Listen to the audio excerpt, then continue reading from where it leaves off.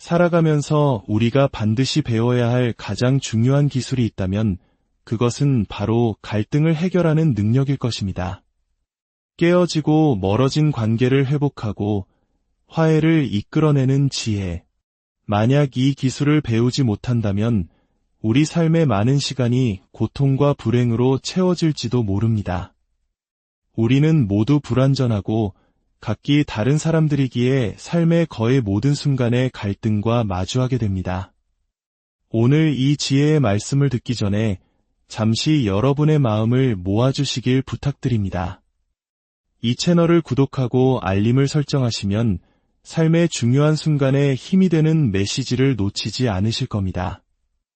또한 이 영상이 여러분의 마음에 울림을 준다면 좋아요를 눌러주시고 주변에 평화가 필요한 분들에게 공유해 주십시오. 여러분의 작은 나눔이 누군가에게는 하나님께서 주시는 큰 은혜와 위로로 다가갈 수 있습니다. 여러분과 여러분의 가정에 하나님의 평화가 늘 함께하기를 기도합니다. 갈등을 피하려고만 하거나 애써 외면하는 것은 결코 해결책이 될 수 없습니다. 그것은 우리를 더욱 비참하고 불행하게 만들 뿐입니다.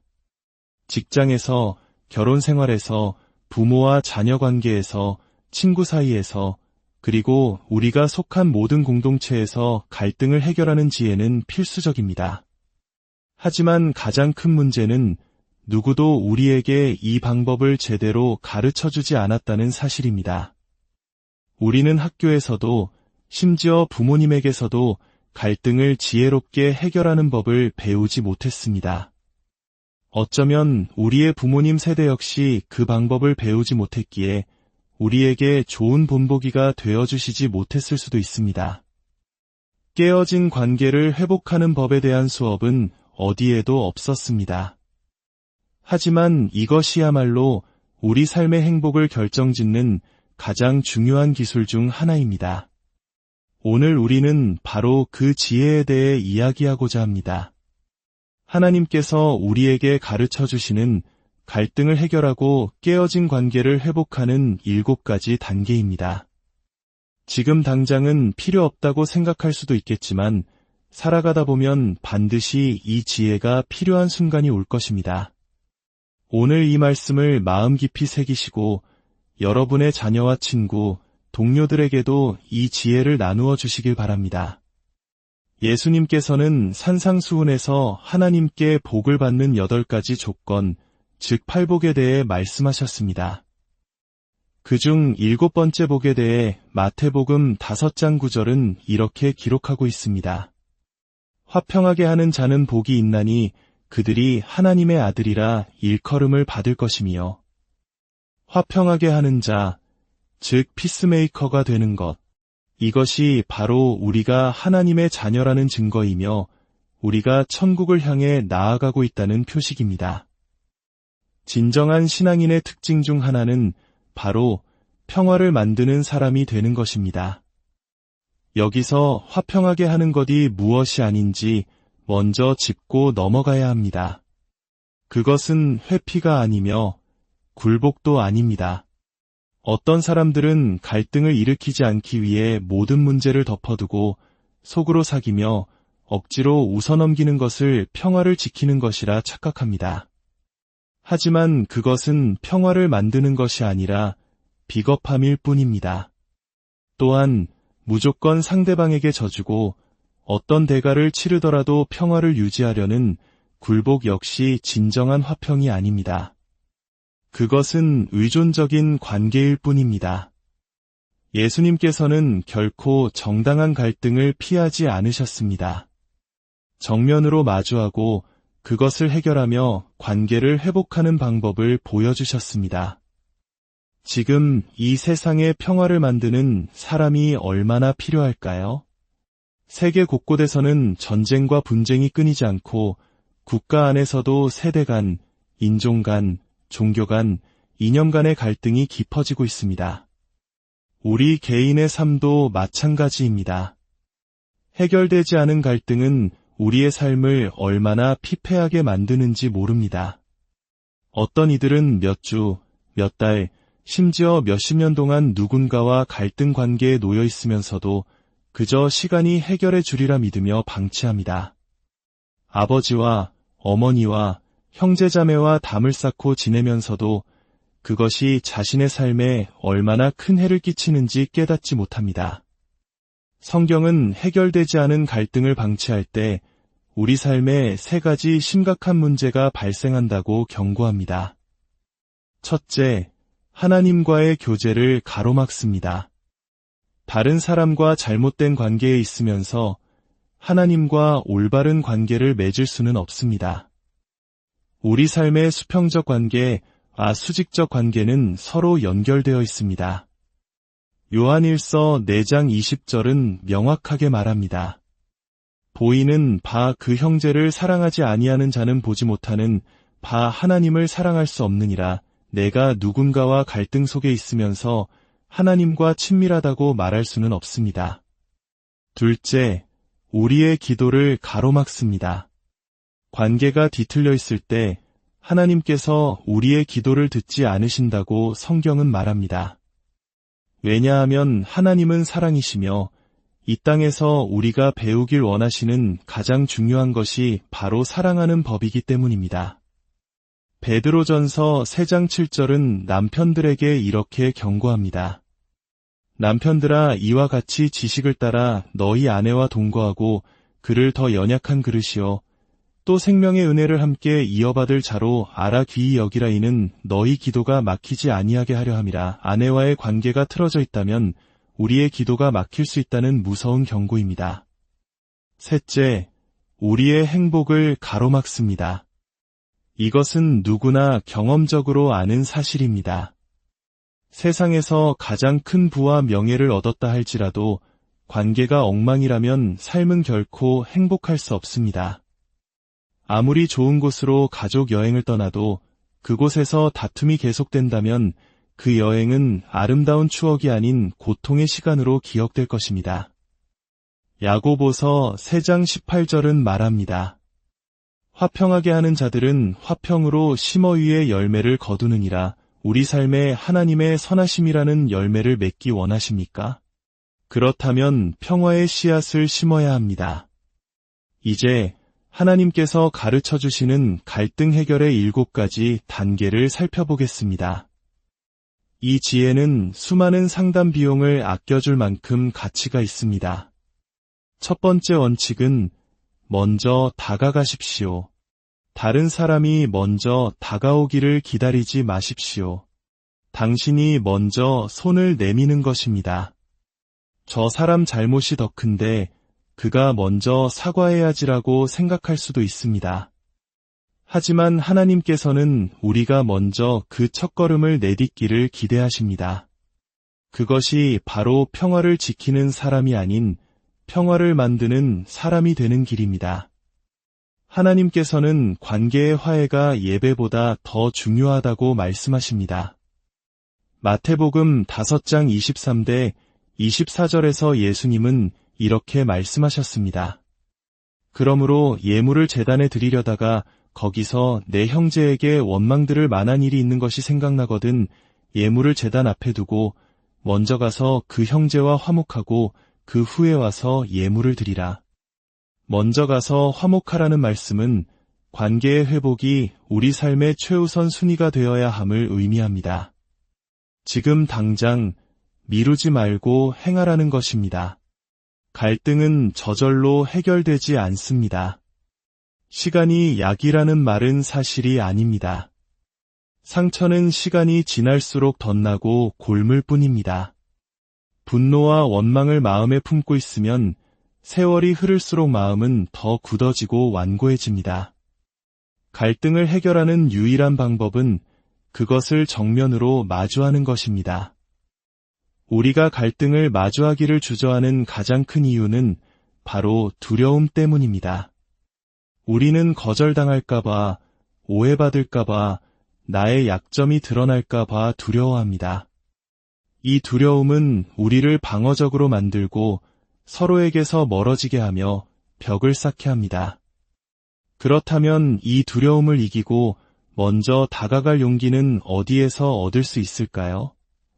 오직 하나님의 성령, 그분의 사랑 안에서만 가능합니다. 성경은 완전한 사랑이 모든 두려움을 내쫓는다고 말합니다. 불타는 건물 속으로 뛰어드는 소방관을 생각해 보십시오. 아이를 구해야 한다는 사랑이 죽음의 두려움을 이기는 것입니다. 두 번째 원칙은 하나님께 지혜를 구하십시오. 더 이상 이 갈등을 방치하지 않겠다고 결심했다면 이제 하나님의 지혜를 구해야 합니다. 야고보서 1장 5절은 너희 중에 누구든지 지혜가 부족하거든 모든 사람에게 후히 주시고 꾸짖지 아니하시는 하나님께 구하라 그리하면 주시리라고 약속합니다. 하나님, 저는 너무 두렵습니다. 저를 당신의 사랑으로 채워주소서. 무슨 말을 어떻게 해야 할지, 언제가 가장 좋은 때일지 지혜를 주십시오 라고 기도하십시오. 평화를 위한 대화의 시간을 계획하고 상대방이 편안한 시간을 선택하십시오. 세 번째 원칙은 나의 잘못부터 시작하십시오. 평화를 위한 대화를 시작할 때 상대방의 잘못을 지적하거나 비난하는 것으로 시작해서는 안 됩니다. 내가 받은 상처를 늘어놓는 것으로 시작해서도 안 됩니다. 설령 갈등의 9%가 상대방의 잘못이라 할지라도 내가 먼저 고백할 수 있는 부분을 찾아야 합니다. 공격하고 변명하고 비난하는 대신 먼저 내 자신을 돌아보는 것입니다. 성경은 갈등의 근본적인 원인이 우리 내면에 있다고 말합니다. 바로 자기중심성과 교만입니다. 내 안에 평화가 가득하면 외부의 어떤 자극에도 쉽게 흔들리지 않습니다. 내 안에 사랑이 충만하면 사소한 일에 짜증내지 않습니다. 하지만 내 안에 이기심과 자존심이 가득 차 있다면 아주 작은 일에도 쉽게 상처받고 분노하게 됩니다. 야고보서 4장 1절은 묻습니다. 너희 중에 싸움이 어디로부터 다툼이 어디로부터 나느냐 너희 지체 중에서 싸우는 정욕으로부터 나는 것이 아니냐. 갈등의 근원은 다른 사람이 아닌 내 안의 이기적인 욕망이라는 것입니다. 내 안에 평화가 있을 때 밖의 소음은 나를 어지럽히지 못합니다. 이것을 기억하십시오. 결혼 생활에서 많은 이들이 성격 차이를 이혼 사유로 듭니다. 하지만 성격 차이라는 것은 없습니다. 그것은 미성숙함과 자기중심성을 포장하는 핑계일 뿐입니다. 진정한 문제는 융통성 없음입니다. 내가 변하기보다는 차라리 이 관계를 끝내겠다고 고집하는 미성숙함이 관계를 망칩니다. 기억하십시오. 관계를 끊어버리는 것보다 갈등을 해결하는 것이 언제나 더 큰 유익을 가져다 줍니다. 또한 잠언 13장 10절은 교만에서는 다툼만 일어날 뿐이라고 말합니다. 모든 다툼의 뿌리에는 교만이 있습니다. 어떤 관계에서든 대화가 꽉 막혀 더 이상 진전이 없을 때 이 기적의 문장을 사용해 보십시오. 미안해요. 제 생각만 했네요. 이 한마디는 어떤 견고한 벽이라도 허물 수 있는 힘을 가지고 있습니다. 우리에게는 스스로 보지 못하는 약점, 즉 맹점이 있습니다. 다른 사람들은 명확하게 보지만 정작 나 자신은 보지 못하는 약점들입니다. 그렇기 때문에 우리는 겸손한 마음으로 갈등에 임해야 하고 나의 잘못을 먼저 인정해야 합니다. 예수님께서 말씀하셨습니다. 어찌하여 형제의 눈 속에 있는 티는 보고 내 눈 속에 있는 들보는 깨닫지 못하느냐. 먼저 내 눈 속에서 들보를 빼어라. 그 후에야 밝히 보고 형제의 눈 속에서 티를 빼리라. 네 번째 원칙은 상대방의 상처와 관점에 귀를 기울이십시오. 갈등에는 언제나 상처가 동반됩니다. 우리는 논리적인 문제로 다툰다고 생각하지만 사실은 감정 때문에 싸웁니다. 상처 입은 사람이 다른 사람에게 상처를 줍니다. 이것은 개인의 관계뿐 아니라 국가 간의 관계에서도 마찬가지입니다. 자신의 말을 들어주지 않고 존엄성을 짓밟혔다고 느낄 때 사람들은 분노합니다. 우리 한민족만큼 분단과 전쟁의 아픔 속에서 존엄성을 잃고 무시당하는 고통을 깊이 이해하는 민족은 없을 것입니다. 그 아픔을 알기에 우리는 상대방의 상처에 더 깊이 귀 기울여야 합니다. 말 자체보다는 말 뒤에 숨겨진 감정에 귀를 기울여야 합니다. 야고보서 1장 19절은 듣기는 속히 하고 말하기는 더디하며 성내기도 더디하라고 권면합니다. 듣기를 빨리 하고 말하기를 더디하면 분노는 저절로 늦춰집니다. 말하기 전에 항상 먼저 들으십시오.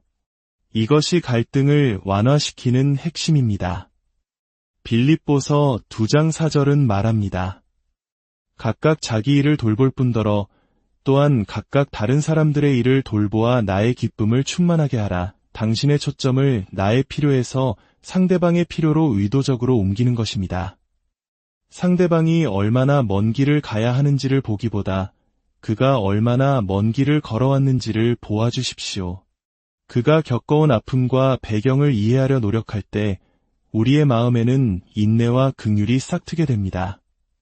5번째 원칙은 진실을 지혜롭게 말하십시오. 진실은 우리를 자유롭게 하지만 반드시 사랑 안에서 친절하고 지혜롭게 전달되어야 합니다. 나는 그냥 있는 그대로 말할 뿐이야 라고 말하는 것은 솔직한 것이 아니라 무례한 것입니다. 에베소서 4장 15절은 오직 사랑 안에서 참된 것을 하여 라고 말합니다. 무엇을 말하느냐만큼이나 어떻게 말하느냐가 중요합니다. 공격적으로 말하면 상대방은 방어적으로 받아들일 수밖에 없습니다. 부모가 자녀에게 소리를 지르는 순간 아이들은 더 이상 메시지를 듣지 않습니다. 그저 부모의 분노라는 감정만을 기억할 뿐입니다. 날카로운 말은 결코 설득력이 없습니다. 사랑으로 포장된 진실만이 상대방의 마음을 열 수 있습니다. 잠언 12장 18절은 칼로 찌름같이 함부로 말하는 자가 있거니와 지혜로운 자의 혀는 양약과 같으니라고 말합니다. 어리석은 말은 상처를 주고 지혜로운 말은 치유합니다. 6번째 원칙은 비난이 아닌 문제를 해결하십시오. 서로를 공격하는 대신 문제 자체를 공격해야 합니다. 우리는 같은 편이라는 사실을 기억해야 합니다. 비난에 에너지를 쏟는 동안 문제는 결코 해결되지 않습니다. 이것은 정치판을 보면 명확히 알 수 있습니다. 서로를 탓하고 비난하느라 정작 중요한 문제들은 아무것도 해결되지 않습니다. 비난은 그저 사람을 절름발이로 만들 뿐입니다. 더 이상 누가 잘못했는지를 따지지 말고 어떻게 이 문제를 함께 해결할 수 있을지에 집중하십시오. 부부관계, 재정 문제, 자녀 문제 등 우리 앞에 놓인 문제 자체에 집중해야 합니다. 골로새서 3장 8절은 분함과 노여움, 악유와 비방, 부끄러운 말들을 모두 벗어버리라고 명령합니다. 이러한 말들은 관계를 파괴하는 대량 살상무기와 같습니다. 마지막 7번째 원칙은 해결이 아닌 화해에 집중하십시오. 화해는 관계를 다시 회복하는 것을 의미합니다. 반면 해결은 모든 의견 불일치를 해소하는 것을 뜻합니다. 하지만 우리는 모두 다른 사람이기에 모든 문제에 대해 완벽하게 합의하는 것은 불가능합니다. 어떤 문제에 대해서는 평생 동의하지 못할 수도 있습니다. 하지만 우리는 서로 동의하지 않으면서도 불쾌하게 대하지 않을 수 있습니다. 이것이 바로 성숙함이며 지혜입니다. 우리는 서로 눈을 마주보지 못하더라도 손을 잡고 함께 걸어갈 수 있습니다. 관계를 회복하는 데 집중하다 보면 종종 우리를 괴롭혔던 문제들이 사실은 그리 중요하지 않았음을 깨닫게 됩니다. 우리의 가장 큰 싸움이 얼마나 사소한 것들에서 시작되었는지 기억해 보십시오. 관계의 회복에 집중할 때 문제는 자연스럽게 작아집니다. 사랑하는 여러분, 이 세상은 갈등으로 가득 차 있습니다. 분열과 다툼, 편견과 미움이 만연한 세상 속에서 깨어진 관계와 상처 입은 마음들이 신음하고 있습니다. 이런 세상 속에서 여러분이 화해의 사도가 되기를 간절히 소망합니다. 벽을 쌓는 사람이 아니라 다리를 놓는 사람이 되십시오. 사람들을 분열시키는 자가 아니라 함께 모으는 자가 되십시오. 고린도후서 5장 18대 20절은 우리에게 주어진 사명을 이렇게 선포합니다.